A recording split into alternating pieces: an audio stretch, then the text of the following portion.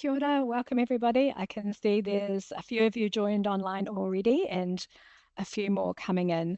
But we'll get started because we've got a great session for you today. I'm going to open the space with karakia. Tutawa mai I runga, tutawa mai I raro, tutawa mai I roto, tutawa mai I waho, kia tau ai te mauritu, te mauri ora, ki te katoa, haumie, huie, tāikie. Kia ora koutou. Welcome to the Evidence to Practice session. It's great that you're here with us again today. Ko Cheryl Han tōku ingoa, he tangata tiriti aho. I'm with the Centre for Family Violence and Sexual Violence Prevention. And in today's session, we're really pleased to be welcoming the team of researchers and psychologists who developed and have been evaluating the Stand Strong, Walk Tall pilot prevention program for adults who experience sexual attraction to children. When you have, after you've heard the presentation, you'll have a chance to ask some questions, and those questions are going to be facilitated by Heath Hutton, who's the National System Practice Lead here at the Centre for Family Violence and Sexual Violence Prevention. And we're also here today too on the National Day of Reflection to honour the survivors and to honour those who have passed away, who have suffered harm, abuse and neglect in the care of the state and in faith-based institutions. Today, each of us are encouraged to reflect and to remember victim survivors and to remember everybody who is impacted and harmed by abuse, families, friends, whānau, and our communities. For me, this is about recognising the bravery and the importance of survivors who are able to share their experiences and their insights, and also a really important reminder about breaking the silence and being able to have hard conversations and how important that is for prevention and for healing. And also thinking about how we all have a role in taking action against violence. So in this session, we really want to create a safe and inclusive space for everybody. These sessions are going to cover topics of sexual violence and family violence that may be difficult or distressing. Please do what you need to do to look after yourself and to be safe and get the support that you might need. We're going to post links to the help portals in the Q&A where you can phone or online chat or find out more information about what help is available in your community. In this version of Teams that we're going to be using today, you can only see the presenters. You can't see all the participants, but you can ask questions, as I said. So please use that Q&A function. When you put a question up there, they will be public, so people online will see it. And we'll really aim to get through as many of the questions as we can after the presentation. I'm going to let the presenters introduce themselves. We're really excited to have the team with us today. So I'm going to hand over to you, and thank you so much for joining us. Sarah, Jacinta, Gwenda. Kia ora, Cheryl. Thank you so much. Tēnā koutou katoa. E te mana whenua, tēnā koutou. Ko aio, no kotorangi, no ingarangi, no airangi o kutupuna, no te awa kairangi aho, e mihi ana ki te Aotearoa, te mana whenua o te Rarohe. He tangata tiriti aho, ko Sarah Christofferson toku ingoa, kei te whare wānanga o Waitaha, toku wahi mahi. Ko o he ahorangi tūhono o Matai Hinanaro aho.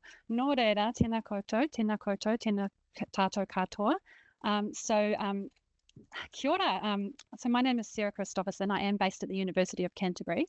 I'm an Associate Professor of Clinical Psychology and a Registered Clinical Psychologist. And my research focuses on the prevention of child sexual abuse perpetration, which is, of course, what we're here to talk about today. And on behalf of the team here, who will introduce themselves shortly, we would really, I would like to really express our gratitude to the Centre, to Cheryl and Heath and Andy, for the invitation to present our research to you today. And thank you to all of you out here in the audience for your interest. So we're really pleased to have this opportunity to engage and to have this dialogue. I'll pass it over to Gwen now. Tēnā koe, Sarah. Tēnā koe, Cheryl. Thank you for opening us in karakia today, and kia ora koutou. Ko aio, very briefly, e whānau mai au I te papaioia, kei o tautahi au I te puake, e mihi ana ki ngā tohu o nehe o Kemureti e noho nei au. He tangata tiriti aho, ko Gwen Willis tōku ingoa, nō reira tēnā koutou, tēnā koutou, tēnā koutou katoa. So I am based at the University of Auckland. Until recently, I was living in Tamaki Makaurau, but a few weeks ago have moved down to the mighty Waikato, where I'm based and living now in Cambridge with my whānau. Like Sarah, I'm also an associate professor and clinical psychologist. And I started my career working with survivors of sexual abuse, and it's their questions around why did this happen and how can I stop this from happening again that really have motivated my work. I shared those questions, and it's those questions that ultimately led me to working with people who perpetrated sexual offences. And the focus of my clinical work and research has been on really thinking about how do we work effectively with these people to prevent reoffences. And I think everyone in this audience, though, will appreciate that the majority of people that have perpetrated sexual offences aren't apprehended for sexual offences. And if we're really going to meaningfully impact the staggering rates of child sexual abuse in Aotearoa, then we really need to cast our prevention net much wider. And I've been really excited by the work that I've been doing with my wonderful Stand Strong Walk Tall collaborators to hopefully work towards achieving that aim. So I'm really excited to be here with them, to share the work that we've been doing, to share the findings of our pilot, and to share dialogue with you all about how we can progress work in this space further. So kia ora koutou. Tēnā koutou, ko maukatiri te maunga ko rakahuri ta awa no rangiora ahau. He pukinga mātua ahau ki te kura mahi a hiri kapo ki te whariwananga o Waitaha, gorgeous intercording tōku ingoa. Nō reira, tēnā koutou, tēnā tātou katoa. As Gwen and Sarah before me have said, I'm really excited to be able to share some of the findings of what we've been working on for the past few years now. Similarly to Gwen, I've been working, and Sarah actually, I've been working and researching in this space for a number of years now. So starting out at Te Poutama Rahi Rangatahi down here in Ototahi, working with Just Speak in Wellington for a while, and then moving into an academic job, as you might have noted, pretty close to my whānau in Rangiora, which is really, really lucky, and I feel very privileged to be able to live near my whānau in this job, but really motivated by seeing the harm that's caused to society by harmful sexual behaviour, and recognising that it's a joint effort, and that we need to be coming at this problem from lots of different angles, from the individual to the whānau level to the community level, and the structural level, to make sure that we're really addressing this complex problem. So as I said, really excited to share with you what we've been working on. Thank you so much. So just briefly, there's our team member there who is not with us today, Professor Waikaremoana Waitoki from the University of Waikato. You've met the three of us. And I also want to give acknowledgement to some of our really key partners along the way. So special thanks to the New Zealand Ministry of Social Development, who have been our primary funders for this work. For the pilot, which we're here to tell you the results of today, we did partner with community-based harmful sexual behaviour treatment providers, as well as private clinicians for the pilot, and we're very much grateful for and acknowledge their contributions. And then for the pilot phase as well, we also, our team here also had a wider collaboration team, which included 2 other work streams. I'm going to share the link shortly about the full pilot report, where you can find these other 2 work streams. But Dr. Claire Henry led a work stream that focused on the promotional strategy for the pilot and the service and its evaluation. And Dr. Niall Williams collaborated as part of her doctoral rangahau, and she carried out a kaupapa Māori exploration of the needs and worldviews of potential tangata whaiora who are Māori. So I really recommend checking out their contributions as well. Briefly, who are we? Where did we, you've heard who we are, I suppose, but where did we come from? How did we arrive to this point where we're able to share results from our pilot study? We, as a research team, we were aware of an unmet need. I will talk a little bit more about that. So aware of that unmet need, inspired by international efforts, we launched a funding proposal to design a research-informed approach to secondary child sexual abuse prevention for New Zealand. So the unmet need, we were coming across and aware of research findings that were pointing to 3 to 5% of the adult male general population experiencing sexual attraction towards children. So while that's not a normative number, it is not really exceptionally rare and existing in our communities. It seemed, the research was telling us. We knew that that's kind of attractions are the primary drivers of offending behaviour for about half of those convicted of sexual offences against children. And traditionally, in psychology and anyway, we've tended to focus on that group. We've tended to work with those people in justice system settings, aiming that we can reduce the risk of reoffending. And that's very, very important work by our colleagues at Arapotama and also community agencies. However, research also tells us that the vast majority of people who are receiving such convictions, they haven't had a prior similar conviction. This is the first time that they're known to the justice system for posing these kinds of risks. And so at that point in time, the justice system prevention mahi had not had the opportunity to reach them, to try to do that good work and to try to prevent at that earlier stage. So that is the gap that we wanted to address. And in thinking about those figures, I'll also come back to what my colleagues already have mentioned, that this is really what is known to the official numbers is really the tip of the iceberg. So we want prevention to really expand its reach as much as possible. So we had launched our funding proposal. New Zealand's discretionary reporting context provided the opportunity for us to develop a face-to-face therapeutic prevention service. Our proposal was endorsed by the Cross-Government Sexual Violence Prevention Advisory Board back in 2018, and we were subsequently funded by MSD, who sat on that board, who were one of the agencies sitting on that board, for our Phase 1 intervention design and our Phase 2 pilot and evaluation. And this is what we bring to you today. We really want to come down and focus on the results of our pilot. But again, briefly, just a little bit of explaining what it is that we have done in the pilot. So in our design and our intent behind our work in the intervention development, these are sort of our core driving principles, I suppose. We wanted to at all times be research informed, and that means staying up to date as new research emerges. We wanted to be preventive and therapeutic. So as clinical psychologists, we want to meet our clients where they are, and we want to have the opportunity to do that preventive work by using our therapeutic skills. We wanted to reduce barriers for potential tangata whaiora, those people who are in need, those 3 to 5% of people who are amongst us and are known to us in our personal settings. We wanted to ensure that we were accessible by self-referral. I guess justice setting rehabilitation is accessible by by having acted on those attractions and entering the justice system, whereas we wanted to be accessible by self-referral. And many times it is only the person themselves who is aware of the attractions until they do find that potential pathway and that help available, so that they can reach out to. We wanted to be, we incorporated strengths-based principles into our intervention, and also we designed ourselves from the very beginning to be a joint clinical and research initiative. So we built in the assessment protocols so that we could evaluate ourselves and be evaluated going forward.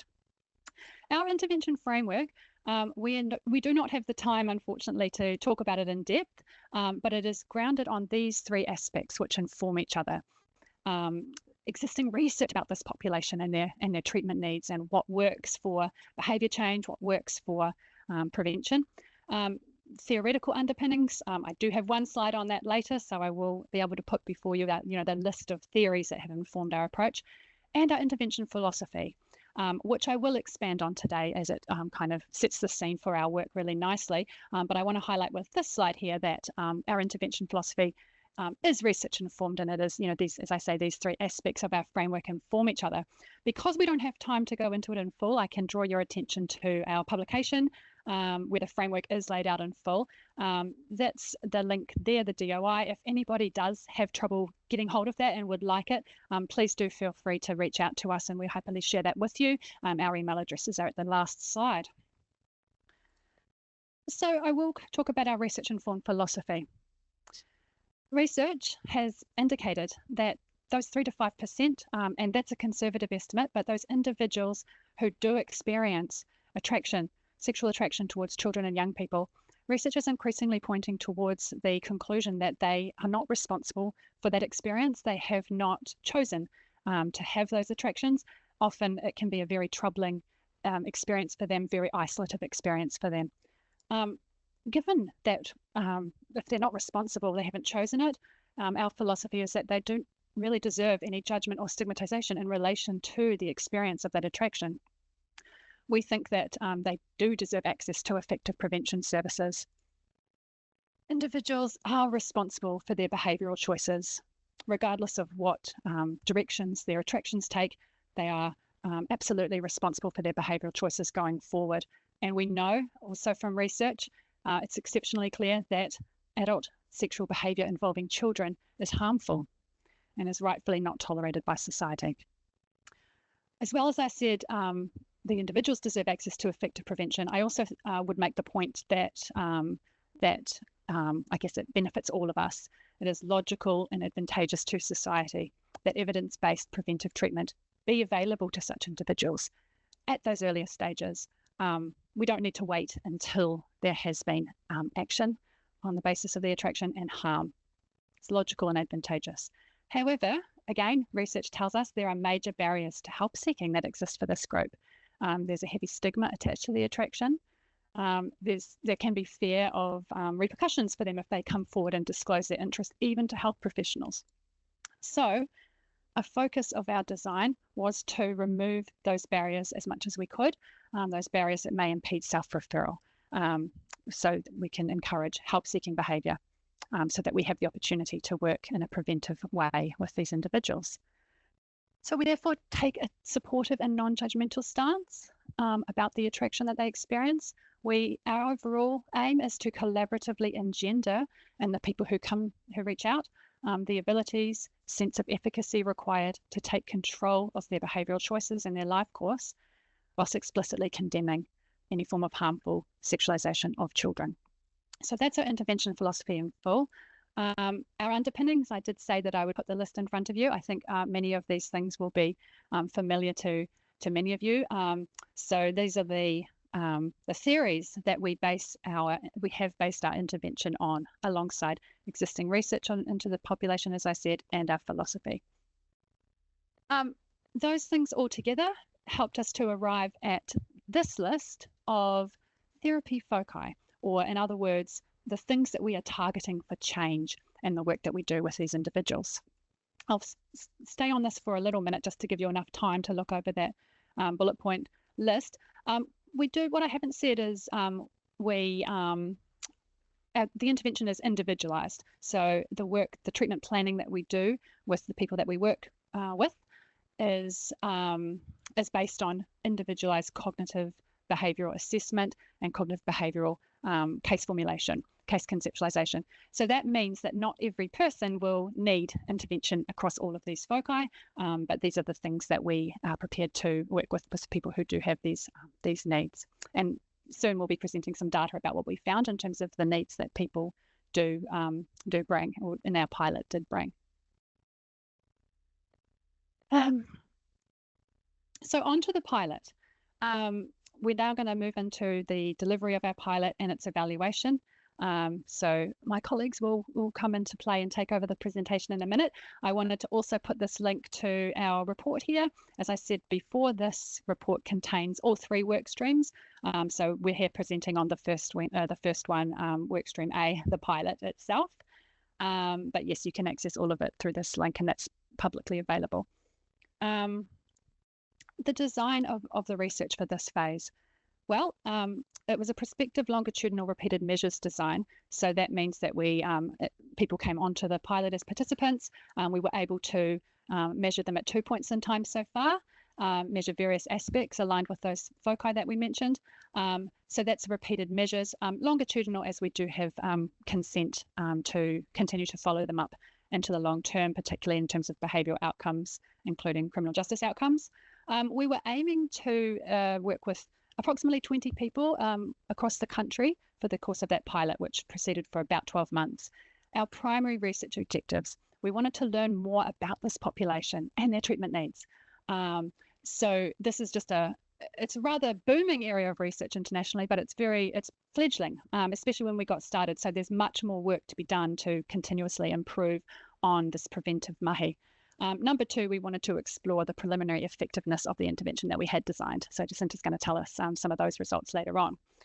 The things that we measured, those dependent variables, we were looking at change from those 2 time points: baseline, the pre-intervention assessment, to post-intervention on a range of measures pertaining to those key intervention targets. The pilot was approved by the Health and Disability Ethics Committee for the research. So we launched. When we were ready to open our pilot, we did launch. We needed to reach the people that we needed to reach to gain the participants that we wanted to include. So for that reason, we did design a press release, and we put that out there when we launched. Just a couple of media articles came from that. And so this was really where we were limited to in the beginning in terms of publicising what was available for self-referral at that point in time through the pilot. In the background, we did have our website, so people could go there and get more information. And at this point, I'm going to hand over to Gwen. Thank you, Sarah. So I'm just going to speak a little bit about the pilot itself. And as you saw, there was a couple of media reports. Interestingly, one from The Guardian in the UK, and I didn't think anyone would really, see that and come to us, but they did. The Guardian got what we were doing a little bit wrong. They suggested we were running a helpline, which wasn't actually the case. But anyway, it got the word out there, and we also reached people through other means as well. So, for example, the New Zealand Police found out about what we were doing, and sometimes in their work they would mention what we were doing when they were prosecuting people for child sexual exploitation material offences, for example. So that was another way people found out about us. But yeah, however they found out about us, they were directed to this website from which they could complete a client inquiry form. And we then responded to people reaching out to the website. So our intended client group were adults with an attraction towards children who are seeking help. And as much as possible, we wanted to remove all barriers to these people from seeking help. So that meant that we didn't have any explicit exclusionary criteria around whether or not people had acted on those attractions and harmed a child. So people that had convictions for child sex offences, or people that had abused children that didn't have convictions, we wanted to reach all of them. If they were wanting help, then we wanted to make help accessible. So in terms of the pilot itself, most of the pilot participants were seen by one of the primary pilot clinicians. That was Sarah and myself. As you know, Sarah's based at the University of Canterbury down in Ōtautahi, myself up in Auckland, and we both are attached to clinical psychology training programs where we have clinics. So we were able to see clients in our clinic space for people that wanted kanohi kite kanohi therapy. We also offered therapy on Zoom, which meant we weren't limited in terms of client geography. And we also had some external clinicians we partnered with that were able to provide kanohi kite kanohi therapy in Wellington or again on Zoom. So you can see here the main number of sessions and the range. And we'll move on now to talking about the pilot itself. Awesome, thank you. So in terms of the participants that came forward, we had 30 people completing that client inquiry form on the website, and that resulted in 20 assessments, which resulted in 19 therapy clients. So 10 people that completed the inquiry form did not proceed to assessment. We reached out to them after they completed that form and didn't hear back from them. And there was one client who we completed an assessment with who we identified was that their needs were better met by other services. So we were able to appropriately refer that person on. And as you can see in terms of the demographic profile here, the majority of pilot participants were Pākehā cisgender men. We did have quite a range of ages, with the average age 39 years old. as Sarah's mentioned, we had a comprehensive assessment, and that was partly because we were setting this up both as a research and clinical initiative. And the treatment needs identified in that assessment were very consistent with treatment needs identified in international extant research. So none of this was too surprising for us. I'm not going to go through this in any detail, but I'll let you scan it yourselves. As we've seen internationally, most participants were experiencing what we call non-exclusive attraction towards children. So that means that they also experience attraction towards adults. They didn't have an exclusive attraction towards children or young people. And we also identified in our assessment process a number of what we refer to as responsivity barriers, things that we also need to be mindful of if we're going to effectively engage this client group in addressing those treatment needs. Many of our clients presented with severe levels of depression, so that became relevant to address, to be able to bring them to a place where they were able to benefit from therapy. And yeah, this is all consistent with international research as well. We saw that many of our clients themselves had quite a history of childhood adversity. And in the interest of time, I'm not going to go through this in any more detail because I'm sure people are most interested in the findings. So I'll pass over to Jacinta to speak to our findings. Yeah, thanks, Gwen. So I get to present the data. So just a reminder, we took the pre-post measures, and so what that means is that for this study, we were able to look at change across the treatment program for our clients. In future, we're looking at options like different kinds of control groups, which obviously we'd have to work through the ethics of, but just noting that in this pilot study, we had between subjects change for our clients with that option of follow-up, which Sarah mentioned earlier. Overall, we found that there were statistically significant improvements in our key outcome measures of a reduction in risk factors, increases in protective factors. So protective factors are factors that reduce the likelihood of people engaging in harmful sexual behaviour, and then also improved general wellbeing or quality of life for our clients as well. So just to walk through what that looks like. So for risk factors, these were measured using clinician-scored tool, the VRSSO. For those of you who are familiar with that tool, you'll note that this was a tool that was originally developed and validated for criminal justice settings. So the extent to which this tool is applicable to people who haven't engaged in harmful sexual behaviour is an open question, and Dr. Christofferson and colleagues are currently working on adapting this measure.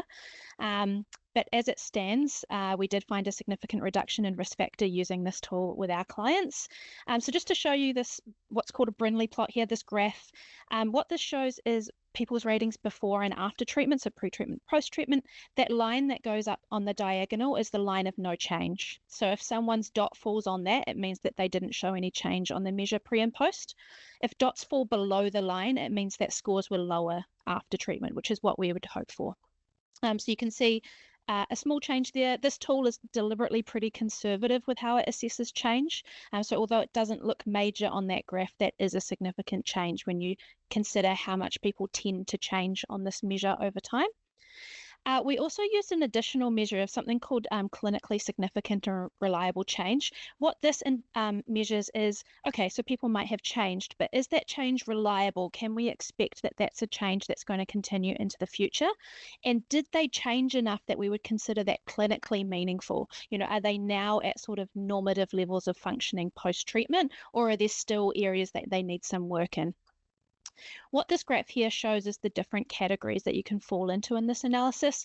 What you might note is that a lot of our clients fell in the already okay, and this was indicative probably of the fact that a lot of them hadn't engaged in significant, well, in contact harmful sexual behaviour, and for those who had engaged in child sexual exploitation material use, some of that had been historical. And so this indicated that at least on the current version of this risk tool, they posed a relatively low level of risk. What that would look like with a revised tool, we're not sure. Here's the results for protective factors that I mentioned before. Now, this was measured using the SAPROF SO developed by Dr. Gwenda Willis and her collaborators. This one uses a less conservative measure of change, and so what you can see is that people made more change over the course of treatment on this measure. Dots above the line indicate higher levels of protective factors post-treatment, which again is what we would be looking for. And you can see there that still, though, there's some change there. So a significant portion, I shouldn't say significant, a substantial portion of our clients fall within the unchanged and improved categories on clinically significant and reliable change. So that indicates that we might need a little bit more time with some clients in order to really robustly embed that change. But that's something I can speak to a little bit more later on as well. In terms of well-being, this was measured using the PERMA profiler. Again, we want to see increases. We want to see those dots above the line, which is generally what we found. So overall, that was a significant increase in well-being, although noting that some clients did see that drop back in well-being for different reasons. So in addition to these really key factors that we were looking at, we found significant improvements in a range of areas as listed on there. I won't go into detail, but these were the different areas that we also explored pre and post. So indicating that clients were able to demonstrate change across a lot of different dimensions across the course of treatment. So overall change was heterogeneous. Different people changed differently over the course of treatment. This was almost always in the intended direction, but as I mentioned before, not always at that reliable level. So this indicates that maybe we need some more sessions. I think the cases that we worked with tended to be a bit more complex than maybe we had initially thought. Many clients, as I mentioned before, were also already okay in several areas. So what this indicates and really supports is that individualized approach to treatment. It's not one size fits all. Different clients are presenting with different needs, and so we need to make sure we're adapting treatment to fit that. And also change wasn't as well evidenced in several areas. So these are areas that we might need to strengthen in the program, or at least make sure that we're monitoring closely in future rollout of the program. So interpersonal functioning, people still reported relatively high levels of loneliness and social ostracization following treatment. So this is something that maybe we could focus a bit more on in future treatment. There was less change when it came to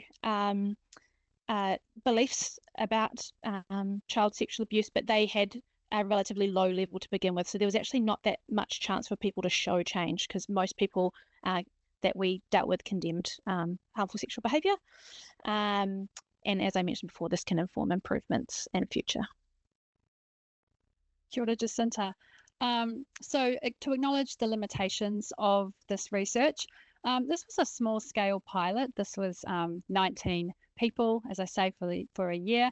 So it gives us, we're very pleased, of course, by the findings, and this preliminary evidence base gives us some confidence going forward, and something to build on. But to acknowledge that it was a small scale, and it remains to be seen. Would these results generalize? Can we increase the reliability of those changes? This was a self-selected sample. So yes, we believe it makes sense that this be a self-referral based intervention. But what we don't know is how many people we're not reaching with these kinds of approaches.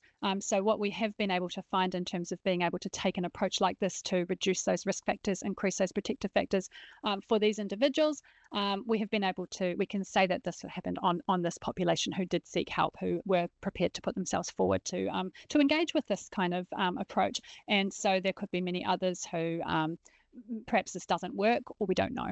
This is a self-selected sample. Of course, there are power limitations given the small scale nature of it. So that is why we knew it was important to think not only just in the aggregate in terms of statistical significance, but we also really dug deep into that individual level change. That said, we did find statistical significance, so we were pleased with that. This is not an independent study, an independent evaluation. We are the designers, and we at this stage are the ones who have conducted the evaluation for the pilot. And so, into the future, you would want to see that these kind of results are replicated by independent evaluations. And then, of course, as Jacinta explained, for our design, there was no control group. We took this participant pool, and we measured pre and post for them. Without a control group, we can't be confident in concluding that the changes that we have measured are to do with the intervention. We don't know that. We would need a control group to draw that conclusion, but it was a starting point. Which brings us to future directions. Well, for our perspective, there's lots to do. From the start, we were minded to continuous improvement, but on the strength of our pilot findings, we would really like to see a rollout of this therapy availability post-pilot. We would like to work towards improving the scalability of this intervention approach as well. So we're thinking in terms of more readily accessible interventions, grounded in the framework, but perhaps some self-help modules and things like that that people can access if they would not be able to surmount those barriers to presenting for kind of therapy. But we hope that those sort of interventions would be grounded in the Stand Strong Walk Tall framework to build on that preliminary evidence base and just ongoing research and evaluation in general. But thank you so much for your attention today. We're happy to have reserved plenty of time for the Q&A. And as I mentioned, I also have those email addresses there. So we would certainly welcome follow-up engagement from anyone who's interested to hear more. You've got the links to those papers, and also please do reach out and we have those conversations. Thank you so much. Kia ora koutou. Thank you so much for that presentation on such an important piece of work. And I really appreciate the complexity of this pilot and, a very short time that you've had to communicate that to us really clearly. So thank you so much for that. I think you talked a little bit about and next steps. And while I'm just asking this question, I encourage any others that have any questions to put them through into the chat. We have a brief time now that we can address some of those questions before we finish today at about 1:45. You mentioned a little bit about future directions. I just wondered whether you could talk a little bit further about perhaps what are some other wider interventions that might be able to happen in the wider society or wider community that might be able to contribute to the uptake of this pilot by individuals? Yeah, interesting. Look, what we see is that this is a complex problem, a deep societal concern. Complex concerns are going to require comprehensive and complex maybe solutions. So we see what we're offering as it's just a piece of that. And I think the more that we can work together and collaborate and really take this shared purpose of prevention, we welcome that. And I think that that's what you're referring to. We know, I've mentioned that sort of tertiary level, that justice setting rehabilitation. And as I say, we find that to be really important work. It would be lovely if it's not needed one day, but it is, and they're very effective. They often evaluated as well. We see ourselves in more of that secondary position. What we're aware of is all of the great work that goes on at that primary prevention level. So this is where even at a population-based level, how can we make social change to reduce the incidence of those risk factors even in the beginning? And yeah, my colleagues will have something to add. No, I think the only other thing I would add to that is what's been mentioned a number of times today, which is removing all the barriers where possible. So that might involve, for instance, upskilling people who are already doing really good work in the community to know how to respond if someone discloses this attraction to them, upskilling our primary workforce to make sure that if they're not the one who is able to deliver treatment, they at least know where to refer these people to, so that we really capture that window of opportunity when people disclose the attraction. I agree with what Jacinta said. We've seen in research that many mental health professionals, there's some gaps in their knowledge in this space. So yeah, upskilling them and addressing just that general societal stigma, as Sarah mentioned in our philosophy. We're really wanting to destigmatize help seeking, so that these people can get the help that they need. And that's certainly, yeah, we're talking about destigmatizing help seeking, and that's totally different from destigmatizing sexual abuse. Obviously, we're trying to prevent that. That's our bottom line. Yeah. Thank you. Yeah, those are really good insights, and we just had a couple of questions in the chat. One of them was talking about what would even an earlier intervention be. So perhaps creating interventions to prevent people from accessing child sexual exploitation material. Any insights into what might help there? Yeah, look, that's part of what we would want to contribute to as well. People are having maybe the attractions, but to access child sexual exploitation material is a form of acting on that attraction that puts it perpetuates harm and is harmful, and also puts them at risk of negative outcomes for their own life, such as being prosecuted and so on. So if we can all of us work to prevent those kinds of actions, we're definitely in support of that as well. We know that there's, as I say, this area is really booming at the moment. So internationally, there are some amazing efforts being built on constantly around, reaching people where they are, and sometimes that is, dark corners of the web. Things like, I know that many of the great services here in New Zealand have been involved with some of this work as well. So things like if there are attempts to access material that is harmful, that is objectionable, that can be blocked, of course. And also, though, then a message advising of the reasons for that and the harm associated with what they're trying to access, and the risk to themselves and others, and pointing them to avenues for help. I think that's something that's that's happening, that is really encouraging. Jacinta, have you got some other ideas? No, I was just mentioning that, yes, these nudge trials that are being tried for people who try and search for CCM, and they get the notification pop up on Google, or even Pornhub is now collaborating on those efforts as well. What I was also just thinking is, I said before, it would be lovely and important, this is what we're trying to do, is to prevent any action, before it happens. We know that these attractions, when they are occurring for people, it seems from research that people, as I say, it's not chosen, but people more like discover this about themselves. It's something that they learn about themselves, and it emerges often in adolescence and in puberty, when all of our sexuality is beginning to emerge. So they discover these directions for their attractions, often perhaps with great horror. So when pointing to those high numbers of our pilot participants who answered yes to the question of, have you ever accessed CCM? In some cases, that may have been, during that kind of confusing adolescent time when they possibly weren't aware of the ramifications of what they were doing and the harm that is associated with those images, and that has been caused by creation of those images. So that was an ever question. I think if we can get in before that time, wonderful. But I also think that is why we want to continue to work with people who are asking for help, regardless of where their behavioural course has taken them to date. Thanks. Yeah. Extending our reach to younger people. Our focus has been on adults, but just recognising that people often first come to realise these attractions when they're young. Like, we're wanting to make sure that people can access help then as well.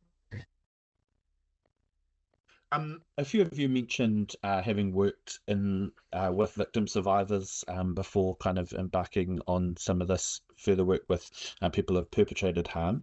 In the development of this program, what kind of sources of input did you get from people who may have experienced sexual harm? I'm happy to speak from sort of my professional experience into this space, and I've had many informal conversations with some wonderful colleagues that work as survivor advocates and work in services for survivors, and those conversations have really given me encouragement for what we're doing, and helped a lot with how we've sort of framed what we're doing. I also work quite closely with a survivor scholar in the US, So we've had a lot of, I guess, informal input over the years, but what we're really conscious of and wanting to do more of moving forward is to have more formal collaborations and partnerships with these people and with these groups, because we really value their input, and we see the future sort of viability of a service like this as we need to be partnering with survivor advocates and survivor groups, and we're hoping that the existence of a service like this provides some assurances to people who have experienced sexual abuse to know that there's a place where people can go to get help that doesn't require them going through that justice process, which isn't going to be for everyone. So we're certainly committed going forward to want to strengthen some of those connections and develop new connections as well. Yeah.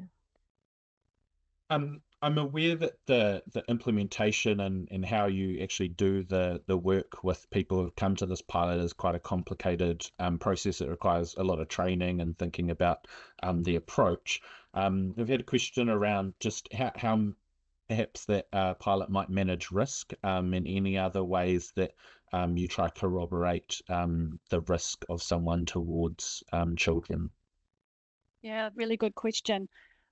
So part of the assessment protocol that participants went through as part of pilot participation, so the pre-intervention assessment protocol included, as you saw, those clinicians scored instruments looking at risk factors, and for something to be a risk factor that is part of those tools, this means that it has over the decades actually of research in justice settings and researching reoffending risk factors associated with reoffending, those risk factors have borne a very robust statistical relationship with reoffending likelihood.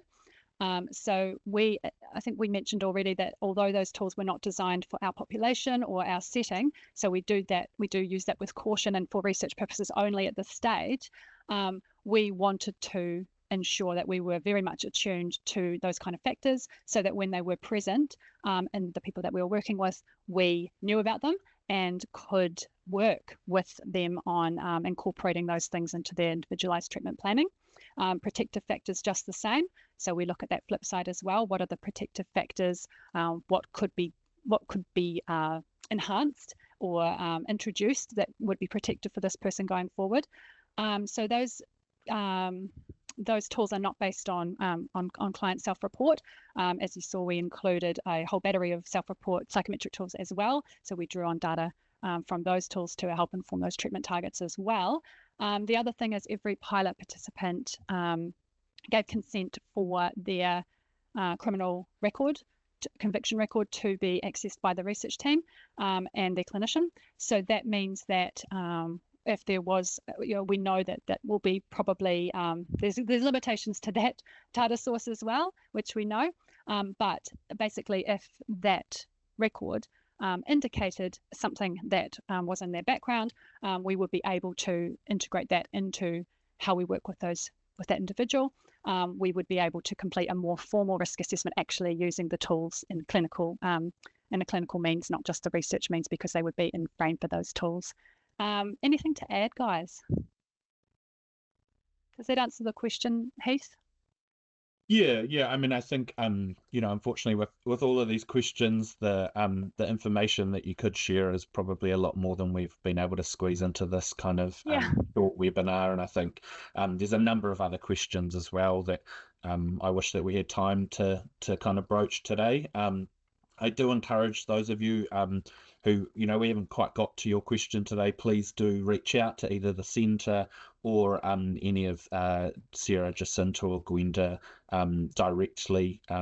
Their details will be available on our website later, and this session will be being published as well. So those details will be with that.